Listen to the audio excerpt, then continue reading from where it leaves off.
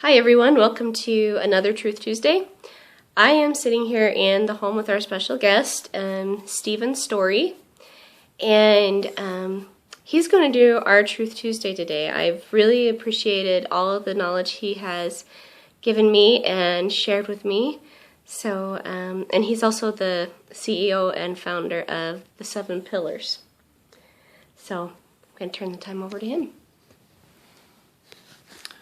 Well, for whoever's listening, it's good to meet you. I'm glad to have a chance to sit here with Aaron and spend a few minutes with you.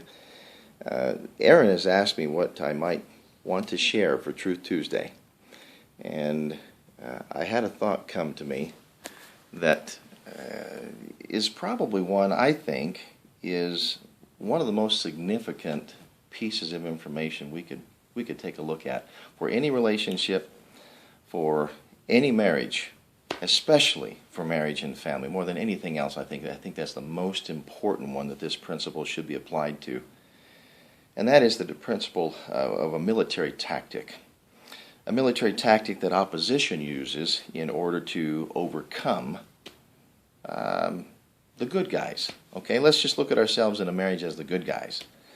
The opposition would be anything out there, anyone, any tool, any devil or demon, it doesn't matter who it is, any adversary who is attempting to divide and conquer a relationship. If you can divide and conquer a marriage, you can divide and conquer all of the results for good that could have come from that marriage. You can destroy posterities, you can destroy eternal posterities, you can destroy every single good thing that marriage could have done, and anything in the family and the children from it. That same reasoning goes for any other type of relationship, but focusing on marriage for right now. There's nothing more sacred than marriage and family. It is the unit upon which our entire society is founded. It's the unit on which all of eternity is founded. Destroy a marriage and you destroy eternal families.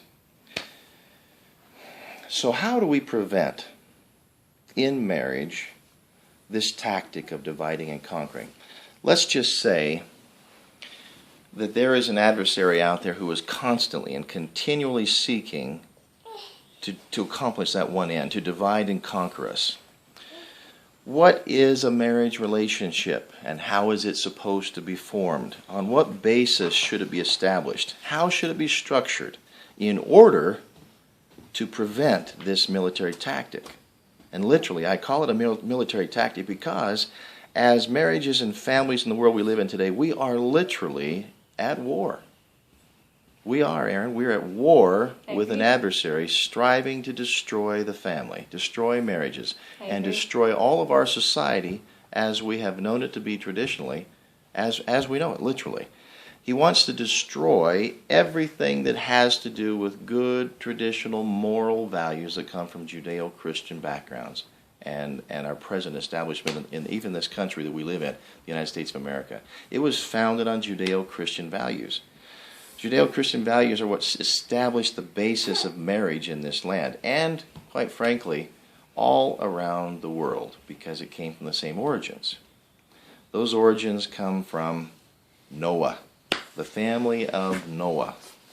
We all, as descendants of the family of Noah in all of the family of mankind, were taught the same values of marriage that Noah had with his wife, and that he was taught by his father Lamech and by his father Methuselah and his father Enoch and all the way back to Adam and Eve.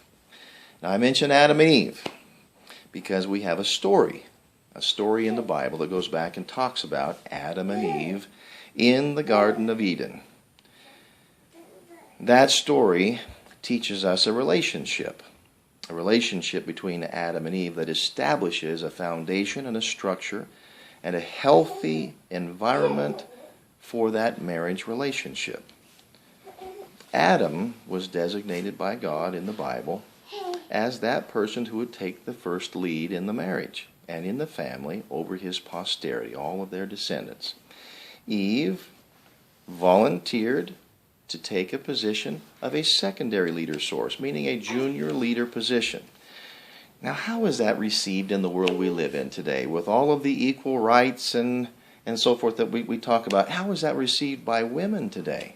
Not very well. Probably not very well sometimes. They think they should be able to lead just as well as a man, and quite frankly, in many cases, it's true. A woman does have the capability to lead as well as a man if given the opportunity. We see women in business today doing exceptionally well in business, building their own businesses very, very successfully, more successfully than many men would do it. Why couldn't a woman just lead? That's a good question, huh?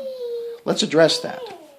And keep in mind that the reason we're talking about this is in light of this concept of divide and conquer. Men and women are built differently. Now, I don't think that's a new revelation to any of us here. Men have certain attributes about their physical bodies, and women have certain different attributes about theirs. They are designed to be able to work together and come together as one for a purpose: to procreate, to have children, to raise family. If it weren't for that purpose, it wouldn't make any difference whether we were all the same. If we weren't for having children and raising families, it wouldn't matter. But we do have children. We do raise family. And we do need to come together for that purpose, or we would come to naught. We would stop existing as a human race. We must procreate, or we die and cease to be. Exactly. Therefore, families and marriage relationships are essential. They absolutely are essential for our existence. So, given the fact that there must be marriage and there must be family, or we don't exist, there must also be a relationship established between man and woman that is stable, that's happy, that can have peace, and which will prevent our adversary from dividing us and conquering that marriage and family and all the good that will come from it. Looking at things from an eternal perspective, I'm going to share a couple of insights that I've come across over the years. In lieu of the fact that men and women are equal. They are. They have equal potentials for intelligence. They have equal potentials for goodness. They have equal potentials for all these things. I would never want to diminish a woman in the least. In fact, in many ways, women would be superior to men, or men to women, depending on their personalities, their strengths, their weaknesses, and those things are spread abroad evenly. We all have strengths. We all have weaknesses. What we should be doing in our relationships is taking advantage of one another's strengths to compensate for our own personal weaknesses. And appreciating them. Yes, and learning to appreciate and be very grateful. Aaron's just mentioned to me, be very grateful that our spouse, our partner, has strengths that we do not. If we're to be one, we should be able to utilize one another's strengths to compensate for each other's weaknesses so that we can be better persons individually, better than we could ever be individually, by being one together.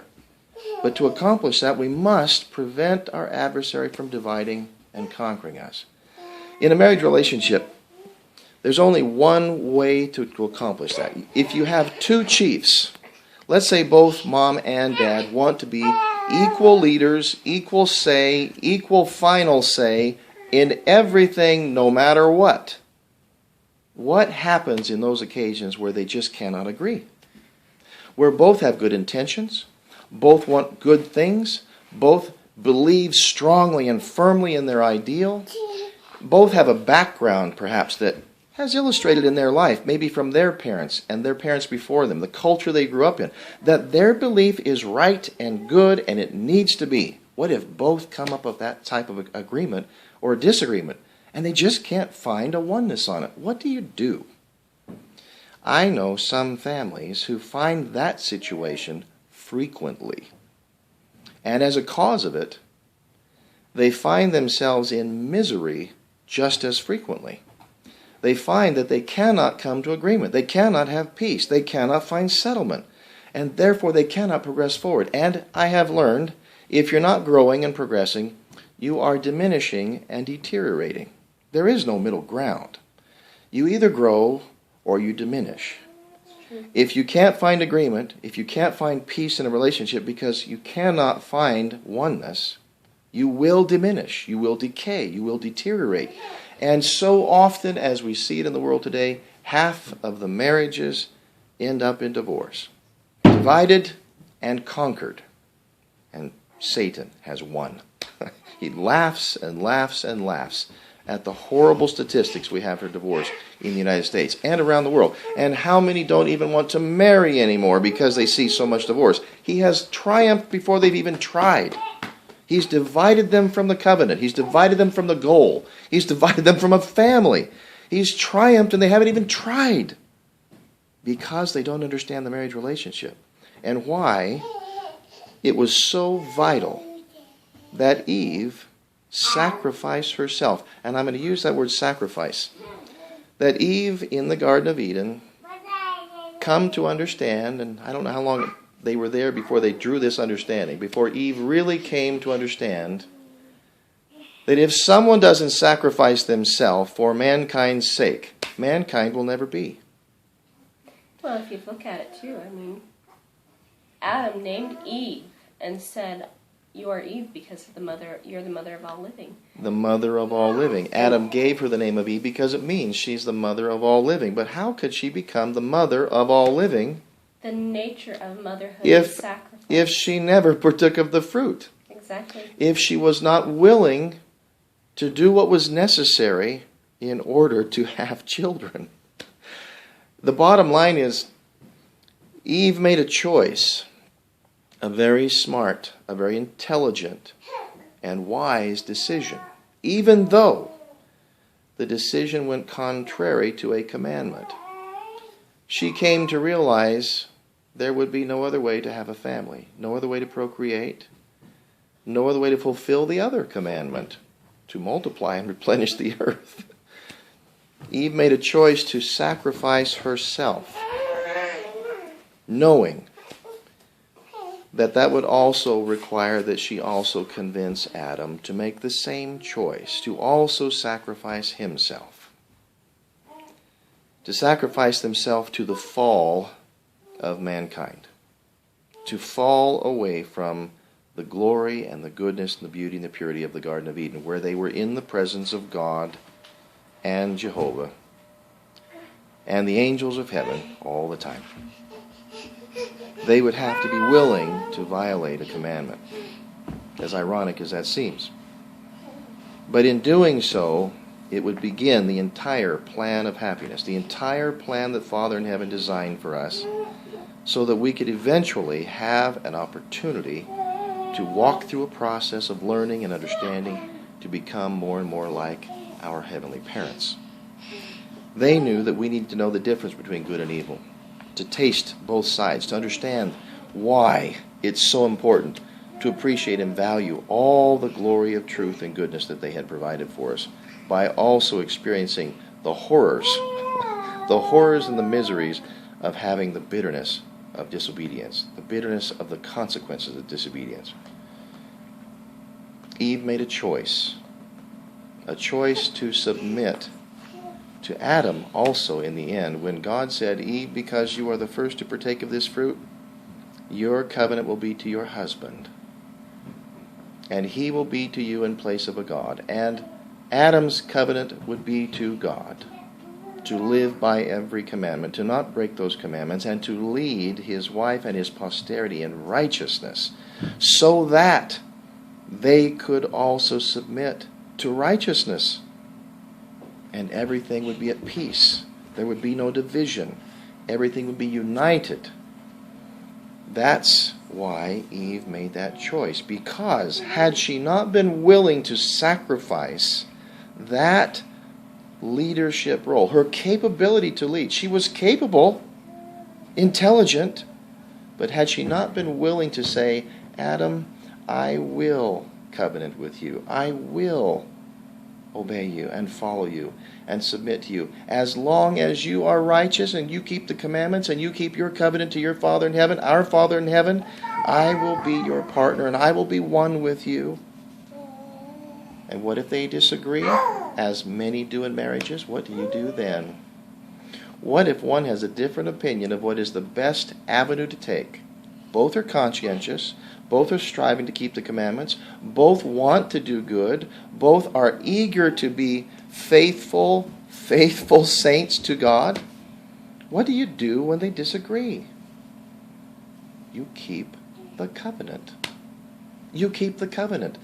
Eve, or the wife in the marriage, says to her husband, I'm going to express to you all of my concerns, all of my thoughts, all of my counsel, all of my reasoning, as we discuss these together as equal partners, equal in counsel.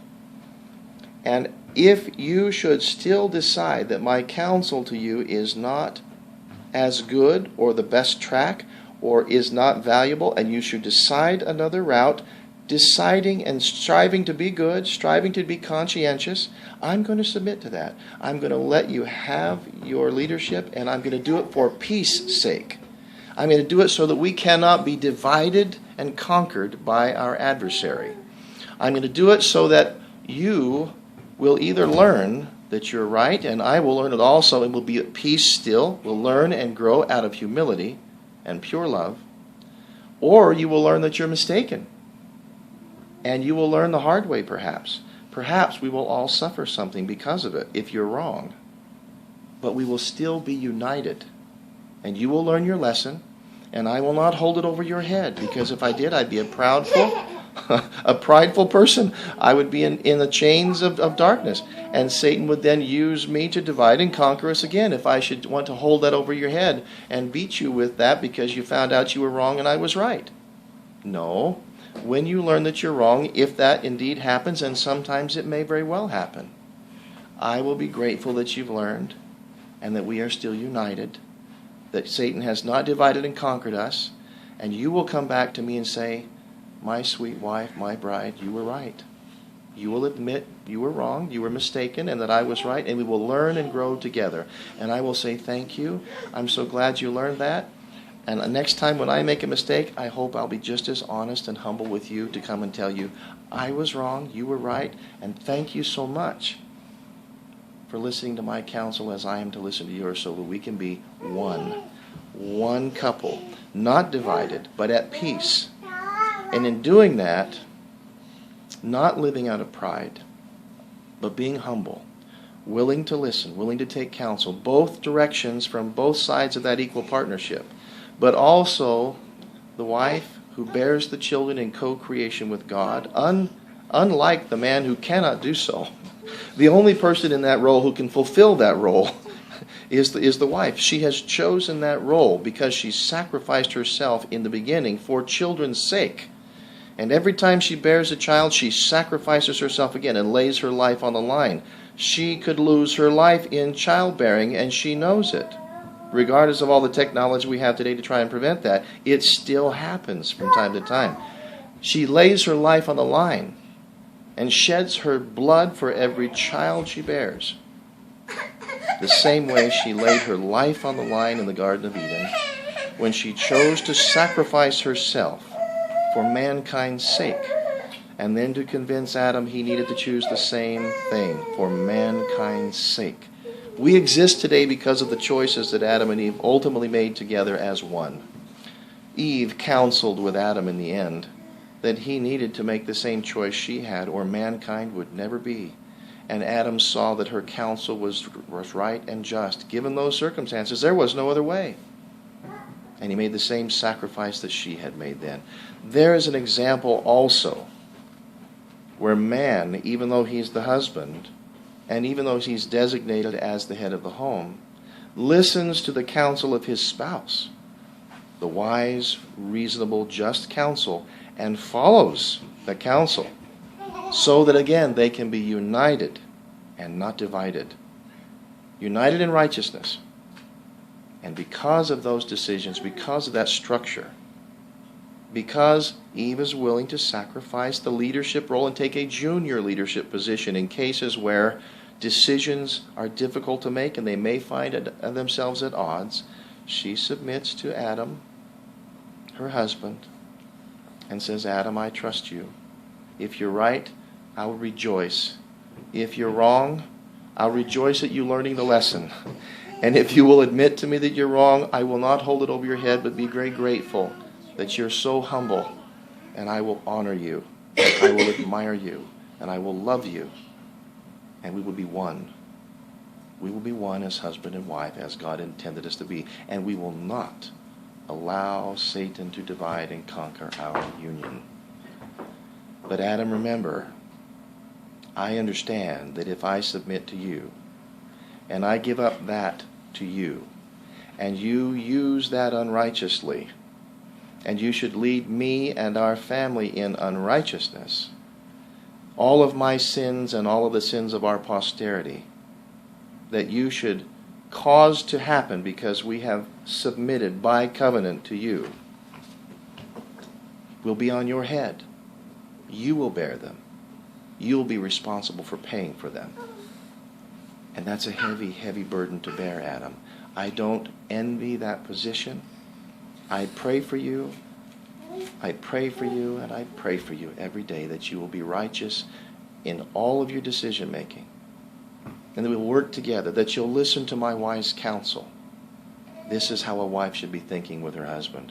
Praying for him, supporting him, pleading for his salvation, for his welfare, that he will not turn unrighteous, that he will be humble, that he will remain cleaving to God his Father in heaven, for his own sake, as well as his wife and family's sake.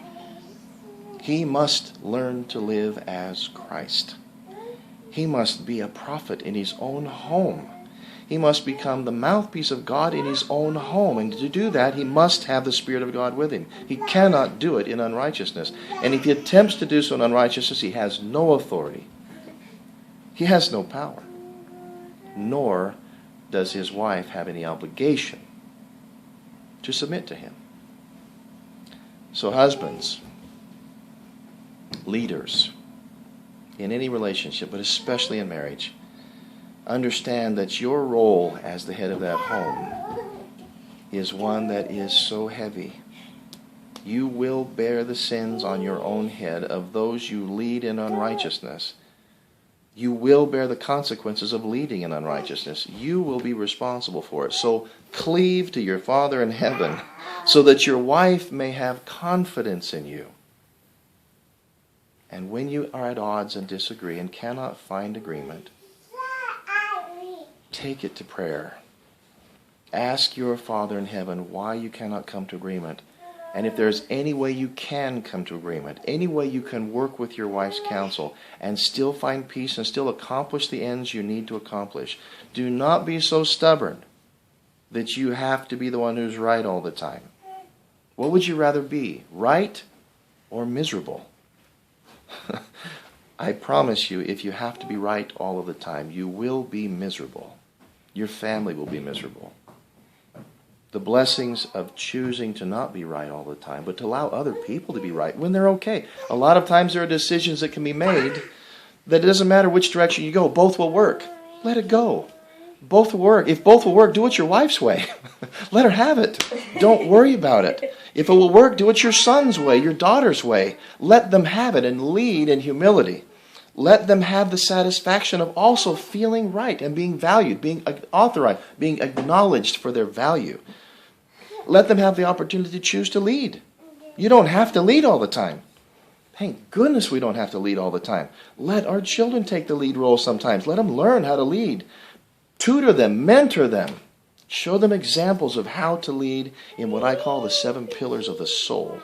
It's also the 7 pillars of marriage, the 7 pillars of family, the top principles of the gospel of Jesus Christ, which are faith, hope, and charity. They are humility, truth, wisdom, obedience, and sacrifice. They are forgiveness and letting go, hope and confidence. And there's pure love and charity, pure selflessness. Let these things be the guide in your home. Let them be the principles you live by. Do not let Satan divide and conquer you. Submit if you need to. Give up leadership on occasion where it's appropriate to do so. If you must take the lead and you feel so strongly about it, and Heavenly Father confirms to you in prayer you need to stand your ground on that confirmation, then do so. Stand your ground on what is true and right. If you have found confirmation by the Holy Ghost that no other track and no other route will be right, then it will be on your wife's head to keep her covenant, to keep her marriage obligation, to let you be the leader in the home, to let you be the first senior leader, even though you take responsibility on your head if she is right. But if she's wrong, she's going to be glad she lets you lead. If she's mistaken, she's going to be glad you made the right decision if she's humble about it. And she'll thank you for standing your ground. Because she'll go to her Father in heaven and say, I've submitted to my husband on this issue because we couldn't find agreement. If I'm wrong, I'm going to be so glad that I was wrong and he was right and we followed his leadership. You see, it works both ways. And when you think that way, then you can be one. Then even when you find disagreement, you can still be one. And Satan has no power at all. Satan doesn't like this conversation. He doesn't like this little Truth Tuesday.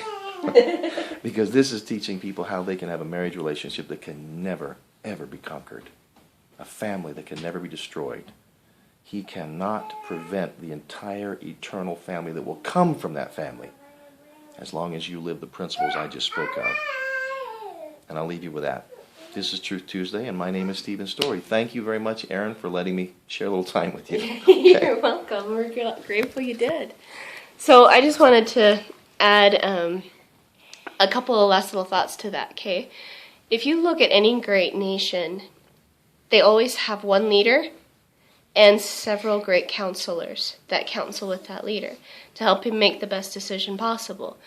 And that is what our families are. We are nations. If you look at the nation of Israel, it started with one family, with a father who was counseled and counselable, but he also took the lead. So I love what Stephen has said. I think it's totally perfect for everything that we stand for here at Live, Thrive, Empower. And I look forward to seeing you guys next week. Bye.